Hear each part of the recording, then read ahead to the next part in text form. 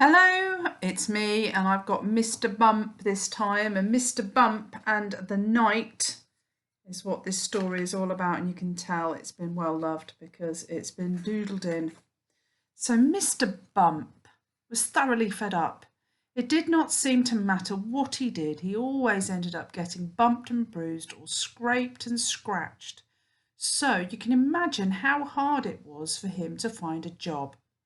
He had tried working at the baker's, but he had burnt his fingers on the bread oven. Ouch! He had tried being a bricklayer, but he had dropped a brick on his foot. Thud! Ouch! He had even tried working at the pillow factory, and who could hurt themselves in a pillow factory? Mr. Bump, of course. He got a feather in his eye. Ouch! Every day it was bandage this and bandage that. Poor Mr. Bump was very fed up. Then one day, while Mr. Bump was walking in the woods behind his house, he met someone who gave him a wonderful idea, the perfect idea for a new job. That someone was a knight in shining armour riding on his horse. Now, it was not the thought of the excitement and adventure of being a knight that caught Mr. Bump's imagination, nor was it the idea of fame and fortune that he might win. No, it was the knight's solid metal armour that caught his eye, shining armour that protected the knight from bumps and bruises, scrapes and scratches. If I wore armour like that, thought Mr. Bump to himself, I would never need to worry about bumping myself again. I shall become a knight. Early the next morning, Mr. Bump rushed to the blacksmith to buy himself a suit of armour. The blacksmith had to put the arm on very carefully to avoid Mr. Bump's bruises, but when he had it on, Mr. Bump looked at his reflection in the mirror and he smiled. Mr. Bump then bought a book called Knights, All You Need to Know. Now, said Mr. Bump, opening the book, what do knights do? He read a whole chapter about jousting. Then he went out and bought a horse and a lance and went to a local jousting tournament. However, Mr. Bump quickly found out that he was not very good at jousting. Every time he sat on his horse, he fell off. Crash! The other knights thought it was hilarious. They were all laughing at him.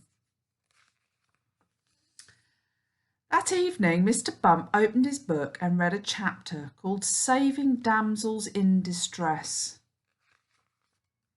The next day, he set off on foot to find a damsel in need of saving. Fortunately, because it was very awkward walking in a suit of armour, Mr. Bump found one near his house, a damsel locked in a very tall tower. "Will you save me, Sir Knight?" cried the damsel. "I will," cried Mr. Bump. The damsel let down a ladder woven from her long, fine hair. But try as hard as she might, Mr. Bump could not climb the ladder. He kept falling off at every attempt. Bang, crash, clunk. Feeling rather sorry for himself and even more sorry for the damsel, Mr. Bump trudged off home. The next chapter in the book was entitled Slaying Dragons. "That's the one for me," cried Mr. Bump. The following day, Mr. Bump bought a sword and shield and went in search of a dragon. There were not any nearby, so he caught the bus. The dragon was asleep on the top of a steep hill. It took Mr. Bump a lot of huffing and puffing to climb to the top.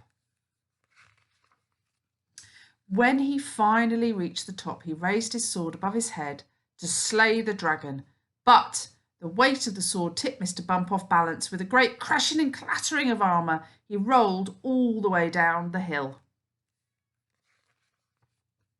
It was a very sad Mr. Bump who got back home later that day. He had to face the fact that he was just not cut out to be a knight. He went up to his bedroom and took off his armour, and then he noticed something quite remarkable. What do you think it will be? Look! When he glanced at himself in the mirror, it was a very different Mr. Bump looking back at him, because Mr. Bump didn't have a bandage or a plaster in sight. Mr. Bump without a bruise or bump. Mr. Bump smiled and he laughed and then fell over backwards and bumped his head on the bed. He's not very lucky, is he, Mr. Bump? He does keep bumping himself, but at least for the time that he was a knight, he managed to have no bumps and bruises. I hope you enjoyed that story, and I'll catch up with you really soon.